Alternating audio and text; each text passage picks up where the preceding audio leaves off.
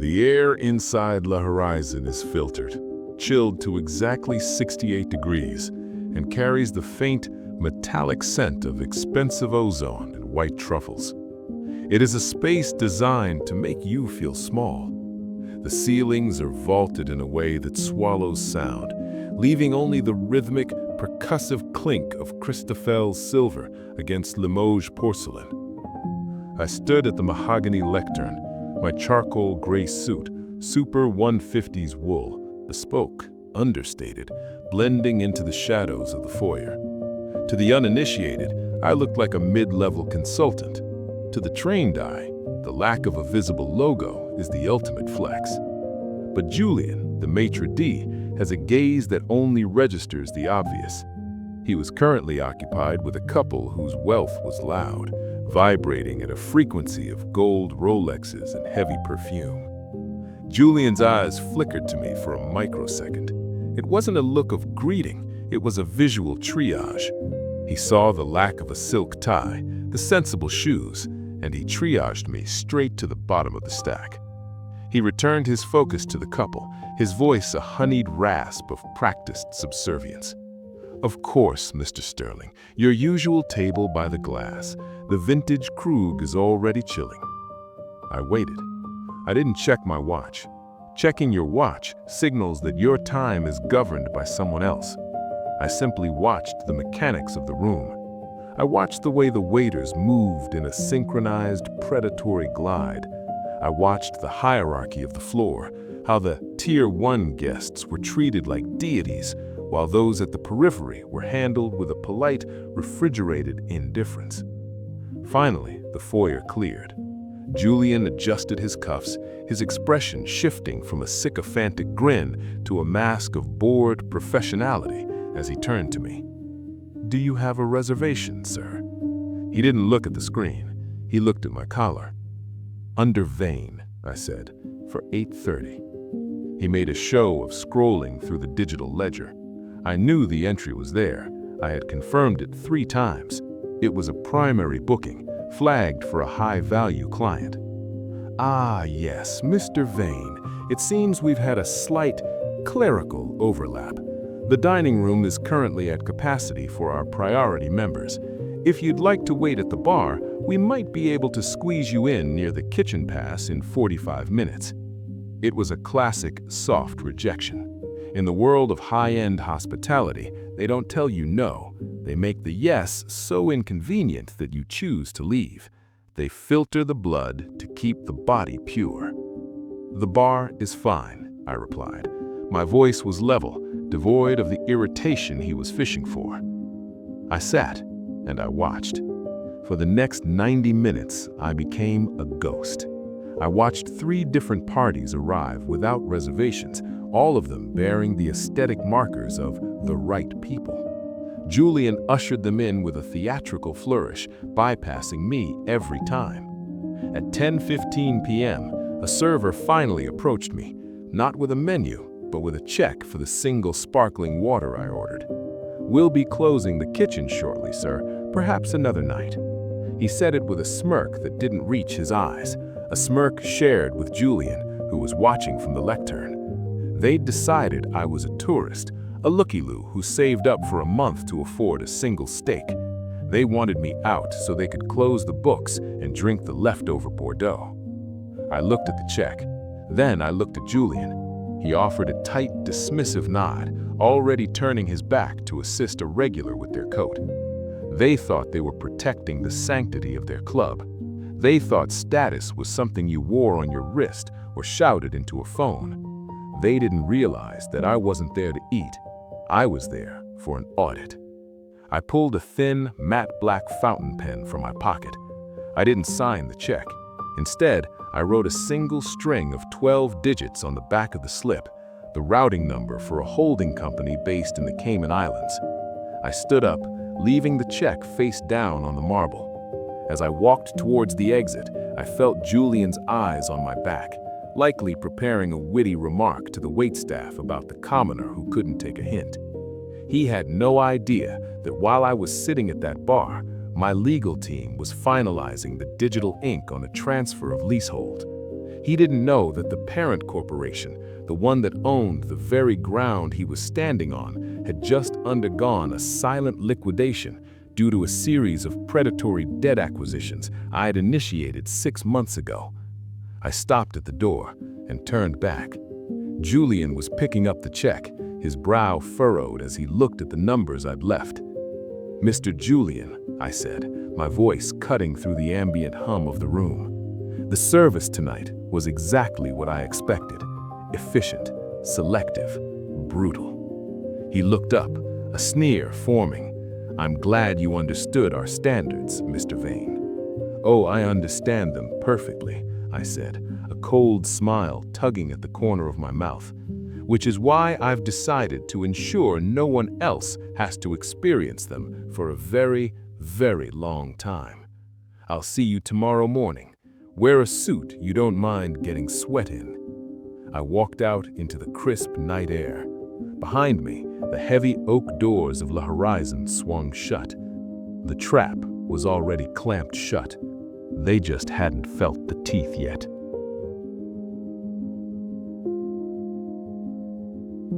The morning light in the city doesn't shine. It glares off the glass towers like a clinical interrogation lamp. At 8 a.m. sharp, I stood across the street from L'Horizon, watching the skeleton crew arrive. They looked different in the daylight, sallow-skinned, tired, stripped of the candlelight and expensive perfumes that masked their mediocrity.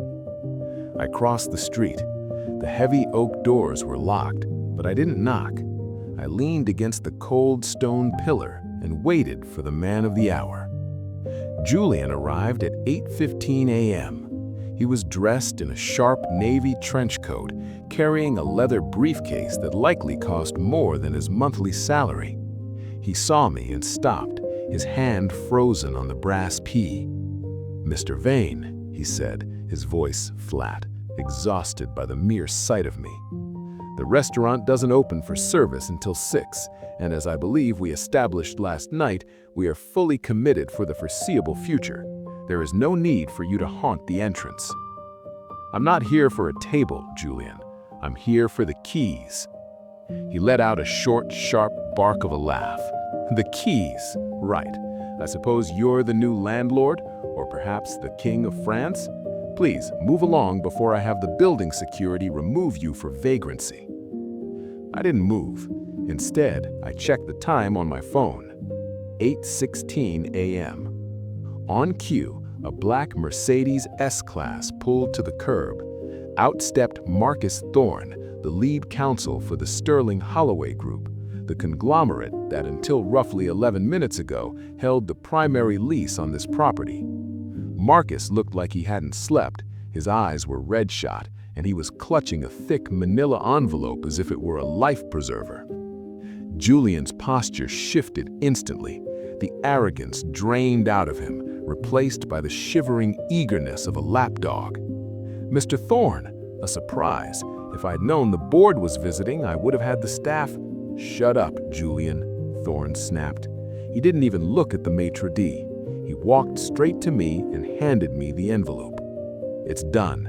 The board signed the emergency divestment at 8 a.m. The debt-to-equity swap is finalized. L'Horizon is no longer a Sterling Holloway asset." I took the envelope, feeling the weight of the legal paper. "And the operational clauses." "As requested," Thorne whispered, his voice trembling slightly. "The leasehold has been transferred to your private holding. You have full control of the physical space, the liquor license, and the labor contracts effective immediately." Julian was looking between us, his mouth slightly agape. The color was leaving his face, turning at the shade of spoiled cream. "Marcus, I don't understand. What is this?" "It's a corporate autopsy, Julian," I said, stepping closer to him. "Your parent company was over-leveraged. They used this restaurant as a trophy, a loss leader to impress investors while their commercial real estate portfolio burned. I bought their distressed debt for 60 cents on the dollar, and this morning I called the note. To avoid a public bankruptcy, they traded me this room for the forgiveness of their sins." I reached out and took the brass key from Julian's limp hand. "You're fired," I said softly. "You can't do that," Julian stammered, his voice rising in pitch. "I have a contract. I have seniority. This is a 3-star establishment." "You had a contract," I corrected him. Section 14.2 of the Sterling Holloway Employee Handbook states that in the event of change of ownership, all management-level positions are subject to immediate review or termination without cause. Consider yourself reviewed. I unlocked the door and pushed it open. The smell of the previous night's indulgence, stale wine, and expensive wax wafted out. I walked into the center of the dining room, my heels echoing on the marble. The kitchen staff and the junior servers were already inside, prepping for a lunch service that would never happen. They froze as I entered, Thorn trailing behind me like a defeated shadow. "Attention," I said. The room went silent. I didn't need to shout. The vacuum of power does the work for you. "My name is Vane. As of this morning, the entity known as L'Horizon is officially closed to the public." A murmur went through the line. A sous chef stepped forward, his apron stained with beet juice. "Closed? We have a private buyout for lunch, a venture capital firm. They've paid a $50,000 deposit." "Refund it. In fact, refund every reservation on the books for the next 12 months. Every wedding, every anniversary, every priority member corporate dinner. Clear the calendar." "You're insane," Julian hissed from the doorway. He had followed us in, his desperation finally overriding his training. "You'll be bankrupt in 6 months. The overhead alone is—" "The overhead is irrelevant to me, Julian, because I'm not looking for a return on investment. I'm looking for a return on silence. I've booked this place empty. For the next year, the only person who will eat in this room is me, or anyone I deem worthy of a chair." I walked over to the table where I had been denied a seat the night before. I pulled out the chair and sat down. "Julian, you're still here. That's a trespass. But before you leave, I want you to see the new clerical overlap firsthand." I pulled out my laptop and turned the screen towards him. It showed the restaurant's internal booking system. One by one, the names of the city's elite, the Sterlings, the Holloways, the billionaires who treated this place like their private canteen, were being highlighted in red and hit with a permanent cancellation tag. "This is the hierarchy flipping, Julian," I said, my voice cold and clinical. "You spent years building a wall to keep people out. You thought that wall made you powerful, but you forgot the most basic rule of architecture. The person who owns the wall gets to decide which side of it you're standing on." Julian looked at the screen, then at the silent staff, then at me. The realization finally hit him, the physical collapse I had been waiting for. His shoulders slumped, and for the first time, he looked exactly like what he was, a middle-aged man in a cheap suit who had mistaken proximity to power for power itself. "What do we do?" the sous chef asked, his voice shaking. I looked at the staff, the people who actually did the work, while Julian preened. "The kitchen stays open. You'll be paid double your current rate to remain on call, but you won't be cooking for the right people anymore. You'll be cooking for the people I bring in, the people you were taught to ignore." I turned my gaze back to Julian. "As for you, you have 5 minutes to clear your locker. After that, I'm changing the codes. And Julian, don't bother asking for a reference. I've already sent a memo to every Michelin-rated house in the city. You aren't just out of a job, you're out of the industry." The following weeks were a study in orchestrated silence.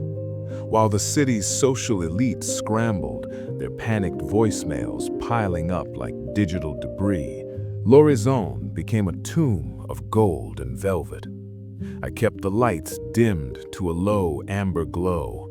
I kept the music off. I wanted the space to feel the weight of its own emptiness.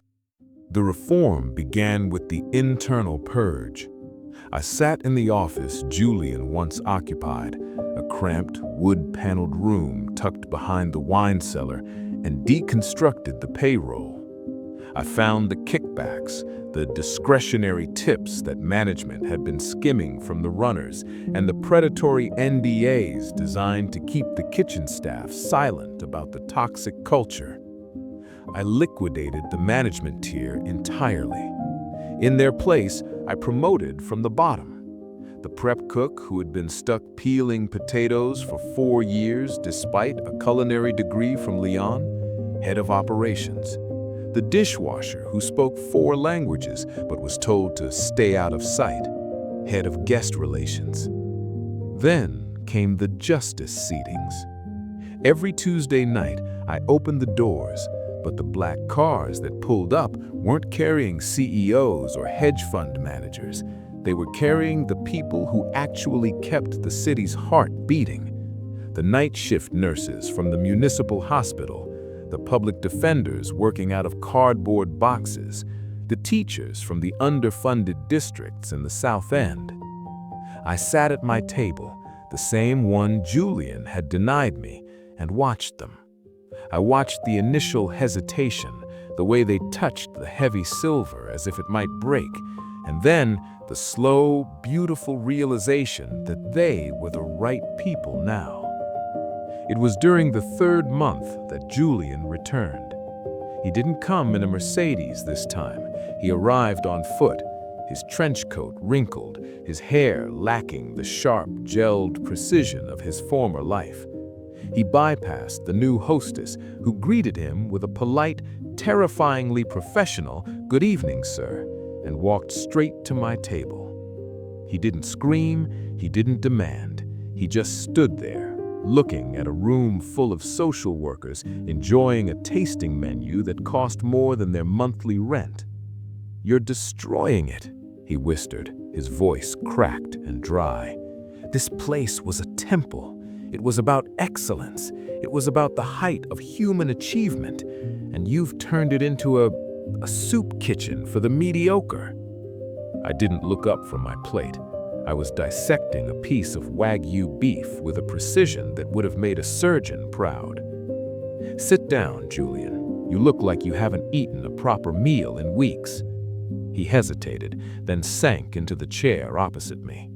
The ghost of his former self flickered in his eyes, the desperate need to be part of the room, even if it was as my guest. "You think this is justice?" Julian asked, gesturing vaguely at the diners. "You think you're a hero because you're burning down a cathedral to warm a few hands? You've erased the prestige. The status you hate so much is what gave this place its value. Without the exclusivity, this is just a room with expensive wallpaper." I finally put down my fork and looked at him, truly looked at him. "You still don't get it, do you?" I said, my voice dropping to a cold, resonant frequency. "Exclusivity isn't a sign of quality, Julian. It's a sign of fear. You built a business model on the anxiety of the wealthy, the fear that they might not be special enough to get through the door. You didn't sell food. You sold a temporary cure for their insecurity." I leaned forward, the shadows of the room deepening the hollows of my face. "I didn't buy this place to be a hero. I bought it to prove a point.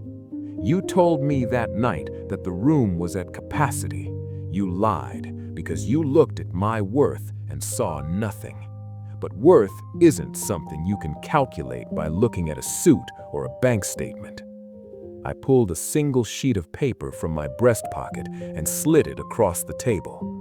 It was a summary of the restaurant's new P&L statement. "Read the bottom line," I commanded. Julian squinted at the numbers. His eyes widened. It's profitable? How? You've canceled the memberships. You're feeding these people for free."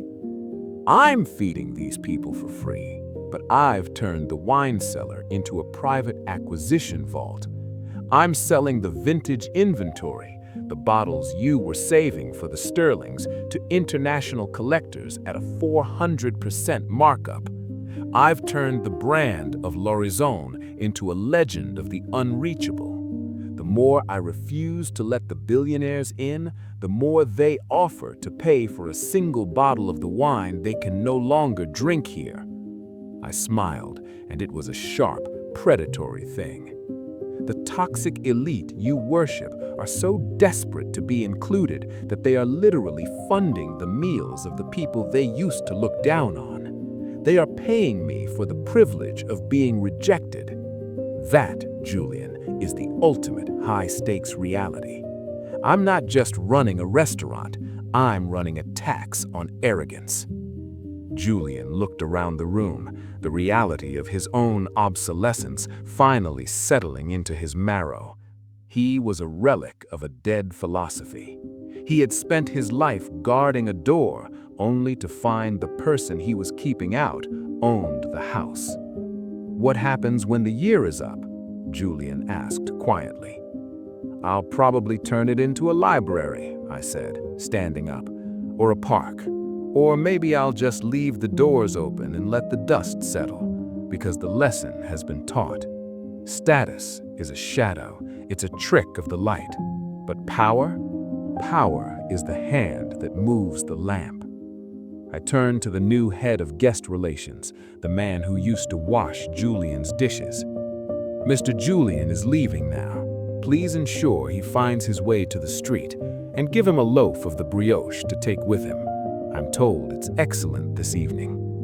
I walked away, the sound of my footsteps swallowed by the thick, expensive carpet. I didn't look back. There was no need. The silence of the room was the only verdict I required. The lights dimmed another notch. The city outside continued its frantic, noisy crawl. But inside these walls, for the first time in 50 years, the air was finally clean.